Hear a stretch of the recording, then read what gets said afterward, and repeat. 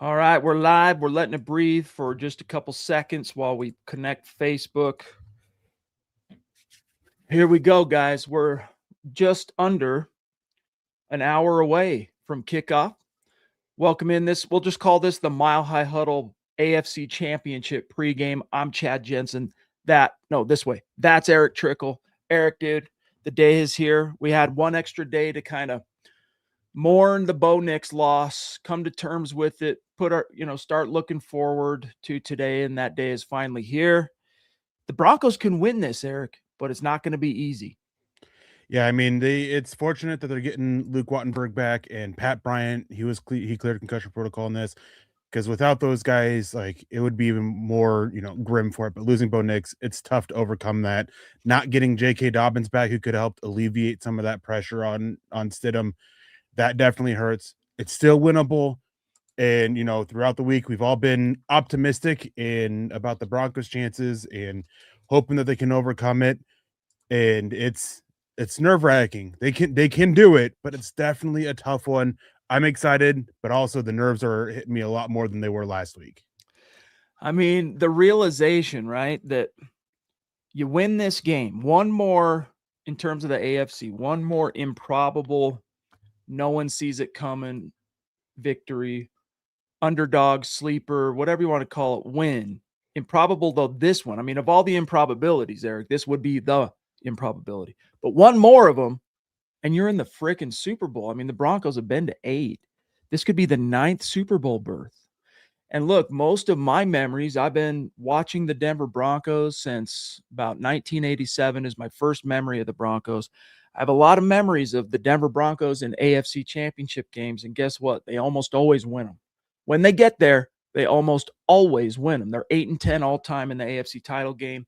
The last time it was a big disappointment was the 2005 season when Jake Plummer's Broncos hosted the upstart Steelers and Ben Roethlisberger, and we know what happened there. But the last two, Eric, were both played in the Mile High City and against the Patriots. Now, that's a different time. It's a different place. That was many, many moons ago, but I like those vibes, Eric. I like that New England has never won in this stadium in the playoffs.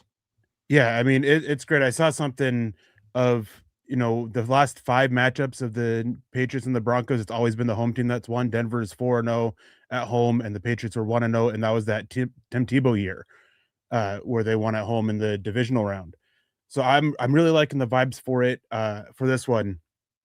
The way that this team seems to have rallied around the loss of Bo Nix and really striving to it. I think it was James Palmer today came out and he's talked about how Vance Joseph is definitely some tricks up his sleeve for this one, that we're going to see a lot of stuff that we haven't seen in the season before.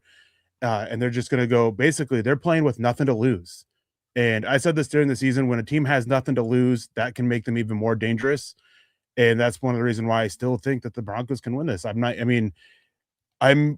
definitely one of the more pessimistic people here on Mile High Huddle, but they can win this one. And they have a lot going for them. They really need that defense to step up. I said it earlier in the week. I'm more concerned about what we're going to get out of this defense than we are Jarrett Stidham, because I trust in Sean Payton, even though I have some qualms with his play calling as of late. I trust in him to make sure that at least Stidham is ready and this offense is going to go out there and give it their all. But can we get more out of this defense to help stop that Patriots offense? It's going to be tough. I can't say anything else, but this is going to be a tough game for the Broncos because of how well-rounded the Patriots are. I don't know how much to make of what I'm about to say, but the fact that we've never seen what Drake May looks like, Eric, in a road playoff game, let alone the road playoff game, right? Like, this is the epic. If you're going to play on the road, this is about as tough as it gets, not just because it's Denver, but because it's the AFC Championship game. And, I got to tell you, I was very skeptical of Drake May throughout the season. Obviously, a very good young quarterback, very bright future. But the fact that the Patriots only played 2 games against plus 500 opponents, both of which were the Bills, splitting, I was like, he's earned some of my respect, though, Eric. He won 2 tough playoff games. I guess the Chargers one wasn't as tough, but he still had some turnovers in that game. Last week, tough snow, Texans defense. He earned some of my respect. But coming into Denver thin air, never been here before, going against this defense, this pass rush at least. Like, we can question a little bit the middle of the field. Are they going to be able to limit the big play, whatnot? But the front seven, dude, that pass rush is going to be bearing down on Drake May all day. I'm really curious to see how he responds in this thing. Yeah, and I can't remember what show it was that I was doing, but somebody brought up the cold and how both teams are accustomed to the cold, which is true. The Patriots, they played in it. But there is a difference between playing in the cold and playing in mile high in the thin air and the cold. Yeah. Living where I live and how cold it gets here, I've been in Denver in altitude during the winter when it's been really cold, and it is so much worse. Even if it's 20, 30 degrees and compared to -10 where I'm at, it is still so much worse breathing that air because it hurts. It's so dry. It physically hurts to breathe. And how, not just Drake May, but how can the rest of these guys, how will they going to handle it? Because a lot of them haven't played in this kind of situation before. And then Drake May, I'm with you. He's earned a lot of my respect. Can't let Nick know this, but he definitely should be the MVP this year because I'm staunchly against it just to antagonize Nick. But he's done so well. And the fact that he's as good against man as he is zone and as good against the blitz as he is when you don't blitz, like, it's just everything. He's top 5 in all these different categories and all these different splits. He's done so well, but turnovers are such an issue. And Will Campbell is a big reason for that. My favorite stat coming into this game is that since 2000, there have been 2 pass rushers that have 3+ sacks and 2+ forced fumbles. Odafe Owe with the Chargers against the Patriots a couple weeks ago, and then last week Will Anderson with the Houston Texans against the New England Patriots. Both at the fault of Will Campbell. Really interested to see what Nick Bonito can do against him and if he can force some of those strip sacks. It's a key matchup in this game. By the way, Bo Nix is in the building. As it stands, about a little more than an hour, 45 minutes till kickoff.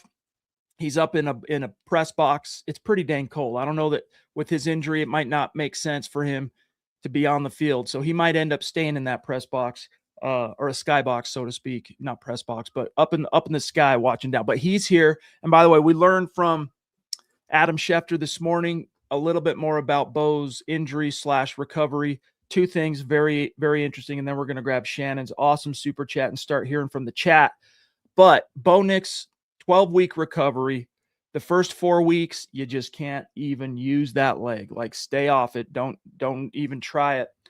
But optimism and expectation is he should be available and ready to go around the time of the offseason training program. Or if he misses any of that, it won't be much of it. Long-term implications of his injury, according to the sources that Schefter spoke to, nothing to be concerned about in terms of long-term implications. However, it is worth, again, remembering, Eric, this is his 3rd ankle injury, fractured ankle, 1 in high school, 1 in college, now 1 in the pros. So let's grab Shannon Mills. But it's good to have that Bo Nix aura in the building, guys. He's here. And, of course, why wouldn't he be? But confirmation, Bo Nix is in the building. Shannon Mills jumping in. Mount Rushmore superstar. We love you. Thank you so much. She says, here's a good karma super chat. We appreciate you. And we're going to channel it right toward the stadium. Let's go. She says, I'm optimistic, but a little nervous. I think Garrett Bowles will play a great game. Hoping everyone will step up today. Go Broncos. Well said, sister. And listen, man, this is it. Both these teams are storied AFC franchises. You know, they have a long history of playoff rivalry. They've kind of stood in each other's way for the big game many times. And it's going to be a good one, man. The big question mark here for me is still, of course, Jarrett Stidham. Sean Payton said earlier this week, I'm not worried about Stiddy. I'm worried about everybody around him, meaning like, hey, Stiddy's going to do his thing, guys. But as long as all the other 45 guys dress today, answer the bell, execute, do their part, then we got nothing to worry about. So I'm hanging my hat on that, Eric. Yeah, another thing that he said about Stidham that I absolutely agree with is that he's a top 32 quarterback in the NFL. Yep. And when you look at some starters for other teams, it's hard not to agree with that, especially with the way that they played this last season. So there's a lot of reason to be optimistic about Jarrett Stidham. Yes, he was with the Patriots. Yeah, he had some issues there. I know in somewhere I remember seeing somebody bring up the fact that, well, he didn't beat out Cam Newton or Brian Hoyer for the backup job. He was third string in New England. Well, yeah, that was also his first couple of years in the NFL where he was still, growing and adapting. He's had some starts since then, and he's, for all we know, he's a completely different player now compared to when he started the last couple of games in 2023. it's been that long, and we don't know where he's been putting that focus, where, Davis Webb and Sean Payton have been working to develop him.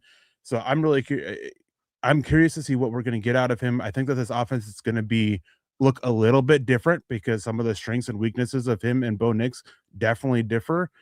Especially, when it comes to sack avoidance. I think we might see a little bit more push and rollout stuff with Stidham, splitting the field in half type concepts. Dude, I gotta cut you off real quick. I'm sorry. Okay. Just on the broadcast, I've got it up in the office.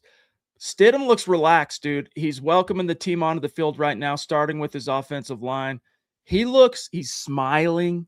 He looks relaxed, dude. I just wanted to throw that out there real quick before this scene passed while it occurred to me. But I like his vibe right now. He seems very poised and chill. Yeah. And on that note, one of the things that I like too is that he kept the pregame routine of Bo Nix. So one thing that Bo Nix does is he gathers the wide receivers around in a little huddle for prayer and a hype session. And Jarrett Stidham did the same thing. So I like that he's not, changing it up, because it's not just about him in this case. It's about those wide receivers and their pregame stuff. But it's good to see that he's relaxed. That was one of the concerns that I had coming into it is, will this pressure get to him? Still can when the game starts, but it's nice to see that he's not entering the game super tense or anything like that, that he's relaxed. He's keeping his composure, and that bodes well for when the game kicks off. By the way, there were some stats thrown out. Someone forgot this, and I can understand how this got forgotten. By the way, Shannon, we love you. Thank you so much for the good karma support on Super Chat. You're Mount Rushmore for a reason. But when the Jarrett Stidham's the guy news first broke, right? Bo's going to be out. He's got to miss the rest of the playoffs. There was that stat that dropped that, yeah, there have been guys like Roger Staubach who didn't make his first start of the season until the conference championship game, like back in 72, but that Jarrett Stidham would be the first quarterback to ever do so without having thrown a pass at any point in the season. Well, people forgot about Joe Webb and the Minnesota Vikings. It was 2013, so the 2012 playoffs when Christian Ponder got hurt, he advanced, got their butt kicked, long story short. So just real quick, there is one other previous precedent, but Joe Webb, Eric, was more of a emergency style guy like they had to turn to. Jarrett Stidham, remember, as Sean Payton said, Eric just did a good job illustrating. Sean Payton says, I see him as being inside the top 32 quarterbacks in the NFL. And right now, dude, I'm telling you, I love his energy. I love his vibe. He's out there smiling. He looks relaxed. He's throwing the ball. Drake May, he looked a little bit tighter. I got to tell you, look, can't read too much into it. This is through a television, right? But he's like irritated at the cameras, telling the CBS broadcast cameras to get out of the way while he's trying to warm up and stuff. Just a little, I don't know, just two different vibes off the cuff. Yeah. And going back to Stidham with this, and that top 32 comment, I can't remember who it was that reported. I'd have to reach out to Nick to ask him, but there were teams that came calling prior to the trade deadline for Jarrett Stidham. He is coveted by every other team pretty much in the NFL, or almost every other team. And last year, when he was a free agent, there were two teams that he came down to, and it was the New England Patriots and the Denver Broncos. So even New England wanted him. So he's definitely coveted, and that kind of points to him being a top 32. And then I know with Drake May, I clicked over to Twitter while you're talking about it, and I saw one of those clips go on there. He definitely seems a little bit more tight and agitated about what's going on compared to Stidham. Definitely. Some other hellos in the chat. We got Smouse in the house, a superstar, a dear member, saying, let's go. Looking at a 24-14 Broncos, 3 sacks on May, 2 picks. I love it, buddy. Good to see Keith in the house. What's going on, big dog? Can't even sit still, he says. I'm so jacked. Dude, we waited a long time for this opportunity. Did it unfold the way we expected it to? No. Getting here, right? The fact that Bo's not going to be there, but we've waited a long time for this, guys. Enjoy it. However it shakes out, enjoy this opportunity to play for all the AFC marbles. Casey Nickel, let's go. Do it for 10. Amen, brother. Dylan's in the house. What's up, brother? Good to see you, pal. We got Michael on Facebook saying, let's go, 24-20 Broncos. David Vasquez, what's up? The news on Dobbins, Tierney, if you missed it, he was ruled out on Friday. They are not activating him. So if they are able to succeed, as Eric and I have both predicted in the Mile High Roundtable, and they advance to the Super Bowl, then there's a really good chance he ends up being available for that, FYI. Gene William in the hizzy. Good to see one of the brace girdles says, good morning, men. Kind of nervous for this game. What running back gets the start? probably RJ gets the start. Question is, how does the carry/snap share shake out, and what does this run game look like? Eric, I noticed right before we went live, Tony Romo was doing his little pregame hit to the national studio at CBS from obviously Empower Field, and he said, "Look, man, Broncos can win this. This is a much more favorable. This is a good defense, New England, but this is Romo saying it would have been a much more difficult task for Jarrett Stidham to make his first start in over 2 years going against the Houston Texans defense."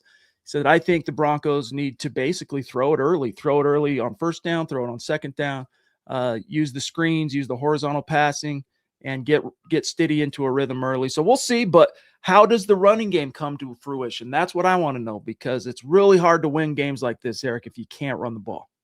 Yeah, and bad news is the Patriots' run defense is actually pretty good, and it got better as the season went on. As you know, they got some players back from injury, so it's going to be tough. And the way that they play their defense, they play it with a run first focus, and filling those run gaps.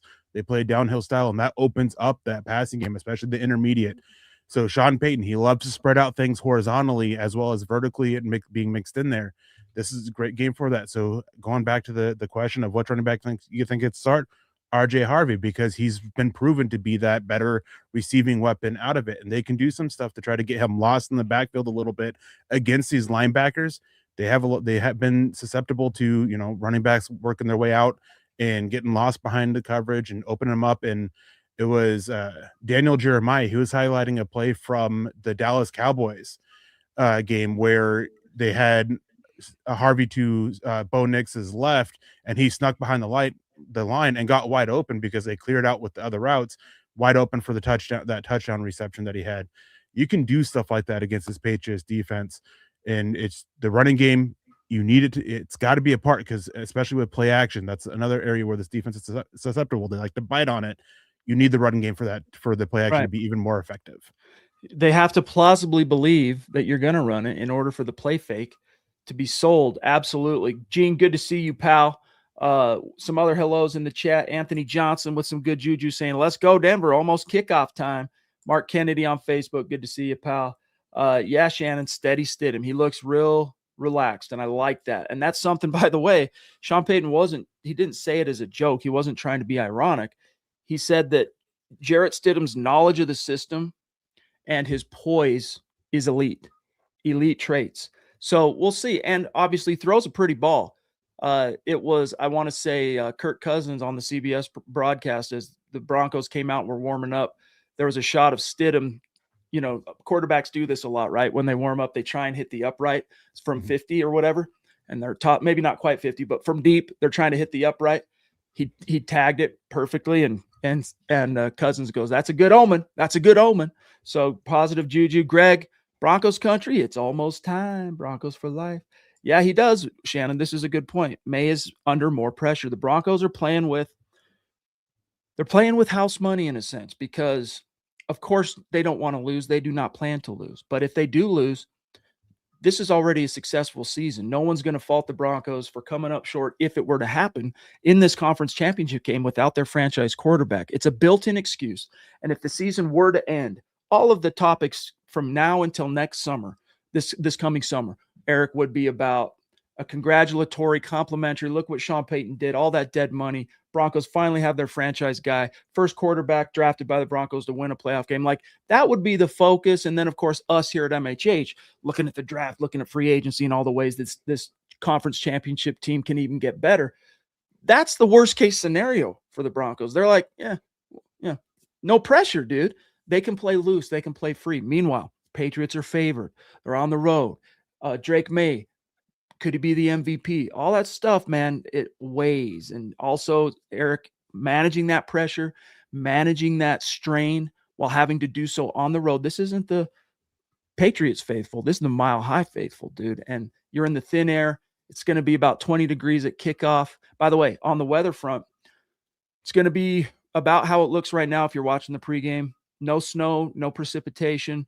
Somewhere right about before halftime is when it's expected to start snowing a little bit by the end of the game. So we could really start seeing it coming down in the second half, but by the end of the game is when the full-on snow is expected in Denver. So something to monitor. Yeah, I mean, going back to excuses, that's something that I've said this during the season. I'm tired of excuses for this offense. But when you lose your starting quarterback, as you said, that is a built-in excuse right there. Expectations for this team by basically anybody but Bronco fans is at an all-time low right now, at least for the season. You lost your starting quarterback. That is so hard to overcome. It's something that's been done before, so it's, that's a reason for optimism. It's a reason for hope. Sidham's experience within the system. There's plenty of reason for hope. But if Denver loses it, well, it was going against them. Not only did they lose, are they without Bo Nix? They weren't able to get their starting running back. They're missing their second receiver and Troy Franklin. Injuries hit them at the worst time. We're dealing with guys, starting center who's just coming back for his first game. Injuries really impacted over the last couple weeks, and Denver's been able to overcome it. If they can't overcome this one, well, losing your starting quarterback, that's too much. The Patriots, they don't have that same thing. They're getting healthy at the right time. They're getting a lot of their guys back. You have Mac Hollins coming back, which I have a question for you about Mac Hollins and his pregame stuff here in a minute. But they're getting him back. They got Milton Williams back. They're getting all their really good players back on the defensive side of the ball that they were missing. They don't have those excuses. So if they go in as the favorites and they drop this against a team without their starting quarterback, that could create some issues internally in terms of, mentally, I guess would be the better way to put it, with some of those players and questioning themselves, and could lead to some issues going into next season. It's something that's been happened before. I can't remember who it was. There was a player who, 10, 15 years ago was on a team that was a favorite. They lost on the road. And he talked about how it just absolutely destroyed the locker room from that point on, and they struggled after that. That could be the same thing. There's a lot more on the line for the Patriots than there is for the Broncos with this one. No doubt. Here's Stiddy, guys. Here's what I was telling you, Stiddy. Welcoming the team onto the field, led by the O-line. Let's go, boys. Let's go. Yeah. Courtesy of Romy Beans. On X. I love to see it. I love it. I love it. Let's go. Yeah, pointing. Yeah, buddy. Yeah. But he looks good, man. I'm telling you, he looks nice, loosey-goosey. I love it. Some other supers here. We got the original Dizzy D checking in. Mayday, Mayday. Patriots crashing at Mile High. I love that, dude. Well said, buddy. We got also Derek Kincaid, a dear member, checking in on Super Chat, saying, "Hey, game day, it's gonna be one to remember. We got this. Benito, PS2, Zach Allen, Cooper have to have a Hall of Fame type game. Go Broncos." Exactly, man. This is where the legends are made. This is where legacies begin to be cemented for these higher profile guys. Like, I mean, think about it. Before the 2015 playoffs, Von Miller was, he was one of the best in the NFL. He was decorated, perennial Pro Bowler and All-Pro, but his legend began in that playoff run. And then it culminated, of course, with how he performed in Super Bowl 50 and all that stuff. But Benito's getting that chance. PS2 getting that chance. Zach Allen. Cooper, he's one of the keys on defense. He's got to turn the ship around and show us something, Eric, we haven't really been seeing from him for the past few weeks. Yeah, I mean, I think it was Brian Baldinger who absolutely laid into Jonathan Cooper this week for, his effort and his play in general. And Baldinger typically is a pretty, hype guy. He looks up for the good plays and tries to hype him up typically. And I've been calling out Cooper since, the Washington Commanders game. That was the one that it really sunk in about how bad he's been playing. And he's been struggling since before that. That was just the really bad turning point for him. He's got to step up. Fortunately for them, they are going against Will Campbell and Morgan Moses. Morgan Moses has done really well as a run blocker, typically really well as a pass blocker, but the two tackles who've allowed the most sacks this season are the two most or in the playoffs for the offensive linemen in general. Will Campbell with 4, Morgan Moses with 3. So they're going to have those opportunities for Nick Benito and Jonathan Cooper against it. I would like to see them also flip sides a little bit. Morgan Moses has a little bit of slower around with the arch, and that's an area that Nick Benito absolutely loves to attack. Will Campbell can struggle with that too, but his technique can be broken down a little bit more. That could be more beneficial for Jonathan Cooper. Zach Allen and John Frankenmeyer's on the inside against Jared Wilson, and a guy I think is one of the best guards in the NFL, Michael Onwenu. That's another one where you can switch it around depending on run or pass situations. Denver has the advantage in the trenches. And as Broncos country knows, playoff games are won in the trenches. You brought up that Super Bowl with Von Miller. It wasn't just that. The game against the Patriots in the AFC Championship game that year, it was play in the trenches that did it. Von Miller had that interception in that game where he looked like he was blitzing, drop back. It's a game up front, and that's why I think back to James Palmer, I think it was, tweet today about Vance Joseph getting creative. He highlighted it specifically with what they're doing with the defensive front.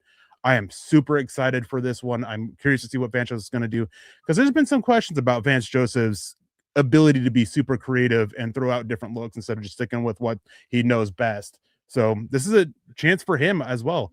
Not only is Jarrett Stidham auditioning for other teams, Vance Joseph, this could make or break his head coaching candidacy for other teams right here. Stiddy's family's out on the field. He's got his kids. He's kissing babies. He's doing the he's got his looks like maybe his little boy who's not happy being out there freezing his butt off. But that'll be an iconic image for the Stidham family moving forward. But yes, really, really excited for Jarrett Stidham. Greg, brother, thank you for this. He says, jumping in, he's always been a Facebooker here at MHH, saying, Chad, I do more Facebook and X than Instagram and YouTube, but I did finally subscribe and become a member on YouTube last night. Brother, thank you. Thank you, Greg. Appreciate you. And man, Facebook, just until they change how they do things. I used to love Facebook, as you know, but until they change their algorithm and make it more favorable for people to use, let alone publishers like us, to reach the people who follow us, we're going away from them. So I'm glad to hear that you moved on over to YouTube, big dog. And not only that, became a member, brother. Thank you. Let's see some other hellos here from the members. Todd Ostendorf's in the house. We got Doc Chris. As Sean Payton's got to go for touchdowns inside the 20 if we are 4th and goal, especially if it's 4th and a chance to get a first down. 3s aren't going to cut it unless we are up by 3 scores late. Well said, dude. Got to get touchdowns. And yep, that's right. Nix is here. We got the big Nix energy, boys and girls. He's in the building, so that's good. Let me see. Yeah, a lot of pressure on May, as we've touched on a little bit here today. But we're about 25 minutes out, Eric, from this thing kicking off. Some news really quickly. Michael Bandy, who was elevated from the practice squad, will not dress. So he was elevated purely to get him that playoff game check. So kudos to Sean Payton for looking out for his veterans that have contributed and sacrificed in their own way this year on the practice squad, getting a little bonus incentive. Troy Franklin officially, Eric, ruled out. How much does that impact things for Stiddy? I mean, it's definitely tough, but Franklin wasn't a guy that Stidham would be throwing to a whole lot in practice, right? He'd be throwing more so to the likes of Lil Jordan Humphrey, Marvin Mims occasionally, Elijah Moore, who is active for this one. Yep. So he may not have that chemistry with Troy Franklin. So it definitely hurts, because Troy Franklin has proven his value as a receiver, as a weapon in this offense. And, he's made some big plays for them. So it's definitely a loss, but the chemistry with Jarrett Stidham, maybe it just wasn't there. Maybe he wouldn't be looking his way all that often unless it was a design shot for Troy Franklin. But not surprised that he's out for this one. It seemed optimistic that they would get him back for this one. The one I am surprised about is Pat Bryant. From what I gathered, basically, if Denver had played Sunday, Pat Bryant would be out for this game. But that extra day gave him enough time to clear a concussion protocol and get in there and be able to practice and everything and get in there. And from what I understand, 2 of Jarrett Stidham's favorite receivers in practices are Lil Jordan Humphrey and Pat Bryant. So hopefully it's a big game from both of them. Bryant is, what do they call those, Eric, with the padded helmet? The Guardian caps? Yeah, he's wearing one of those from what I've seen on the pregame. There you go, guys. A shot of Bo up in the booth. He's here. He's in the building. And that is good news. Again, he's going to miss 12 weeks before he can really start working out again fully. His rehab is going to be tough, according to the doctors, Schefter, or the sources telling Schefter, but he should be good to go by about the offseason training program, and no long-term concerns to come from that injury. Thank goodness. Go ahead, Eric. On the whole thing with Bo Nix, from Luca Evans, he said, per source, Bo Nix obviously had the option of being on the field for the game today, but he chose to watch it up in the suite away from the cameras because he didn't want to draw attention to himself and away from the team. See, that's a leader. That's a leader right there, man. Doing what's best for the team, not what gives him the most glory, right? Like, God bless him. He's a good one, man, and he's still figuring things out. Imagine that. This is a quarterback that we've seen this season, these past 2 years, Eric, that is clearly not operating in the perfection, arena. Like he's still a work in progress. Flashes of brilliance, an elite will to win, an elite clutch gene, so much good, and he's still in process. He's still growing. He's still developing. But the intangible factors in Bo Nix are a big reason why he does succeed on the grass. Why his teammates follow him. Why they believe when the chips are down. And you're seeing it right there. Didn't want to be a distraction to his team. Wants the focus to be on Stiddy and the team and the task at hand. Getting after these dadgum Patriots on AFC Championship Sunday. And I will say, if they ever want to rally up the crowd, show Bo Nix in that box. Just put the camera on them. Do it when they're in the Patriots are in the huddle, of course. But that crowd would get even louder. They would be roaring, make it harder for them. If you want to fire up the crowd, just show Bo Nix. Like all of Broncos country is behind Bo Nix for this one. We've got Thunders out on the grass right now, making his runs, and we're about 20 minutes from kickoff. Todd Ostendorf says he just needs to show everyone this moment is not too big for him, talking about Stiddy. Make some plays and check down when needed to throw the ball away if nothing is there. I've said this a couple days in a row, but it would not shock me if Stiddy gets picked off once, even twice in this game, just because not because he's irresponsible or that he can't sling it, but because he can sling it and he knows he can sling it. He's supremely confident. Even his good friends describe him as cocky, right? That's how he is. So he's going to challenge, man. He's not just going to sit back there and hand it off and throw a screen. Like when it's his time to, and Sean Payton's going to call it this way, guys, there will be opportunities. It would not shock me. I'm not predicting that. I'm not saying it's going to happen, but because I do not anticipate Jarrett Stidham playing scared at all, Eric, wouldn't shock me. But it also, the other inverse aspect of that, some big plays could be coming down the pike. And specifically, I'm looking at Marvin Mims to have a game again. And the X factor for me this week, it was Mims last week, this week, Evan Ingram. Yeah, I mean, with Jarrett Stidham, he kind of has that, Brett Favre mentality, that overconfidence in his arm at times that can lead to some mistakes.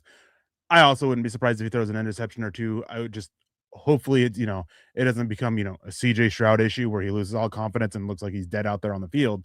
Yeah. So just hope it doesn't become that, but I wouldn't be surprised if he makes a couple mistakes in this game. In fact, I actually kind of expect it to happen. It's just, how does he bounce back and how does the team rally around it and step up for it?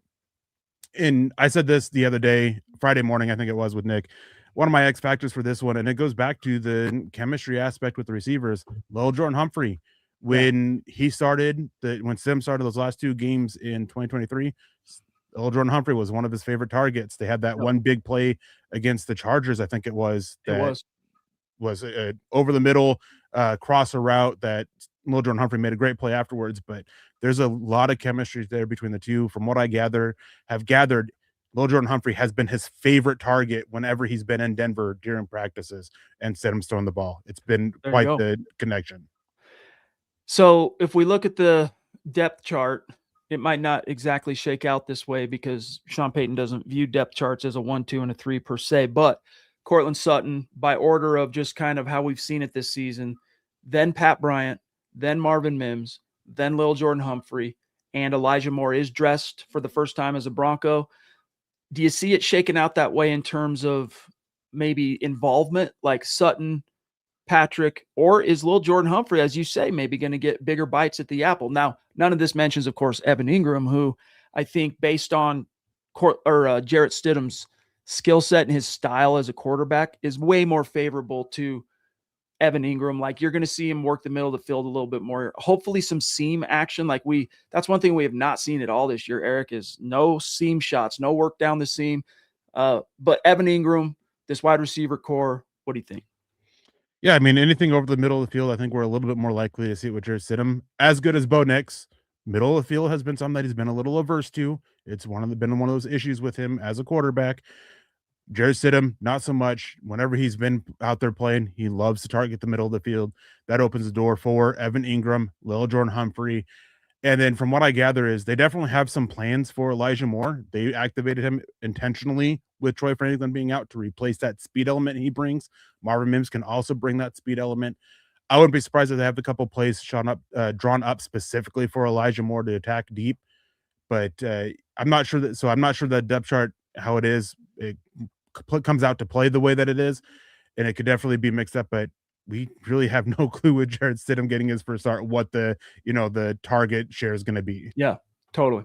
By the way, Derek, we don't want Stiddy turning it over. We're just telling you that mindset. He's not going to be afraid. He's going to push the ball. Let's hope that if it does happen, the Broncos are able to do like they did last week in the one turnover that happened, that Bo Nix interception, and erase it, right? Get him off the field, which they were able to do last week. So we're not predicting it. We're just saying wouldn't shock us if it happens because he's not scared. He's going to push the ball, but he does, obviously. That's one of the keys here, Eric, is, you want to win a playoff game. Turnover margin is going to be absolutely crucial. And in the playoffs, specifically, the Broncos, of course, only one game to the Patriots 2, but they're +4. Patriots are +1.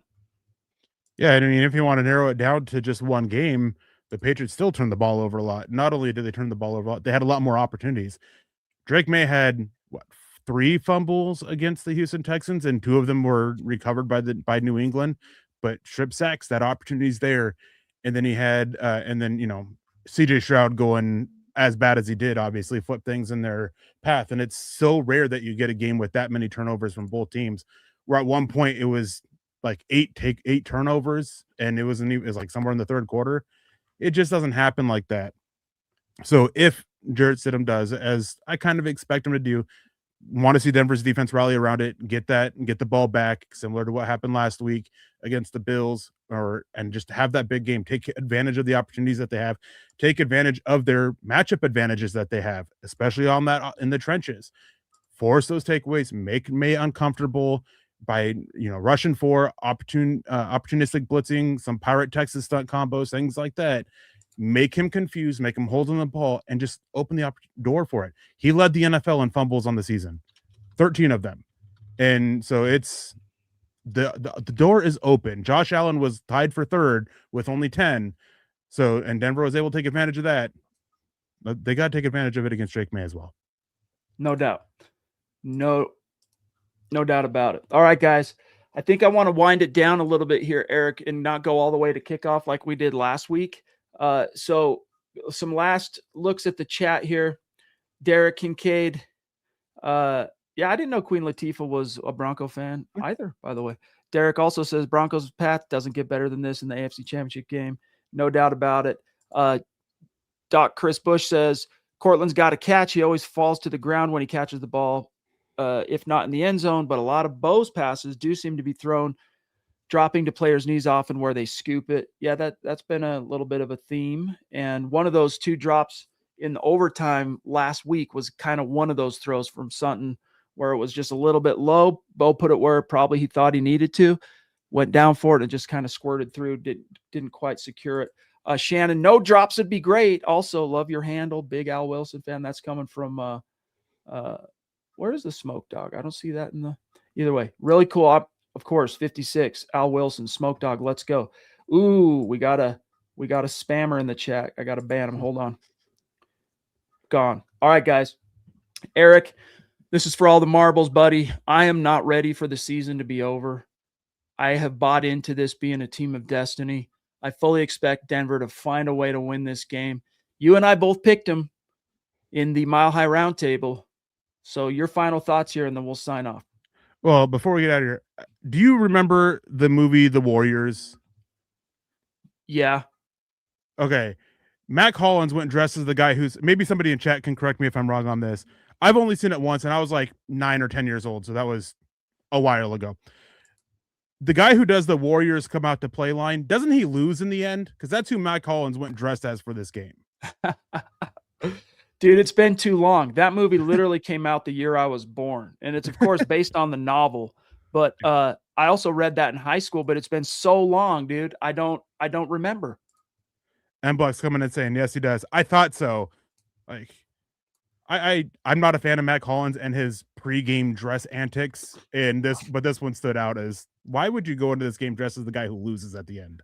We'll take that as a harbinger. Thank you, Mac. Jetty Splash, a dear member on Super Chat. Denver scores 30 points and the defense holds back New England. Man, I could see it. Do you remember off the top of your head what your score was in the roundtable? 27-18. See, Eric's feeling some margin, not a huge margin, but some solid, about as big of a one-score margin.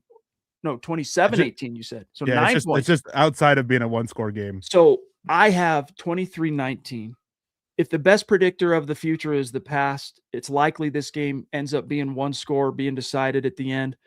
But I'm telling you, I'd love for it to be a 9-point margin. The Broncos heading off to Santa Clara for 2 weeks. Broncos country gets a 2-week rest to revel and prepare for Super Bowl 60. I can see it right now. I think it happens. I'll see you guys at the half, but really excited, man. This is it, man. We've waited a long time for an opportunity like this, Eric. Yeah, I mean, it's been a long time of covering some not so good Broncos teams over the years. And I've said this before, I am so glad that a lot of the other guys here at MHH, and of course the chat, we weren't doing these shows the last time, have been able to be a part of this ride. I'm not ready for it to end, even though I'm already starting on draft stuff. The Shrine Bowl is going on. Senior Bowl starts soon. I'm finding a way to balance everything. I don't want it to end. I'm super excited, and I really hope this time next week, or tomorrow morning, I guess I should say, Nick and I are talking about what the Broncos did to win this game and getting ready for Super Bowl over the next couple weeks. I am heading to the Senior Bowl tomorrow, flying in to meet up with Scott, and then we're going to make the drive to Mobile. I could see myself enjoying that trip and that week spent down there much more with the knowledge that the Broncos are in the Super Bowl. That's for sure. It's going to be fun, guys. Oh, yeah, tons of draft casts are going to be coming. You know that. You know that, Quentin. For sure, buddy. And Mike says, crazy how things don't seem so long away when you're still playing. His official prediction, Broncos 20, Patriots 17. I love it. Shannon's official prediction, 24-21 Broncos. Let's go, baby. All right, guys. You get your final ducks in a row. Broncos are kicking off in 9 minutes. That's Eric. I'm Chad. Connect with us on X. We'll be tweeting all day long. We'll also be, if you want to be part of the live game thread, connect. In the description of this video is our link to the Discord, MHH Discord. There's a game thread there. We'll be checking in there all day long too. So we'll see you there. Eric on X at Erick Trickel, myself at Chad Jensen. Eric, let's just do it. Go Broncos.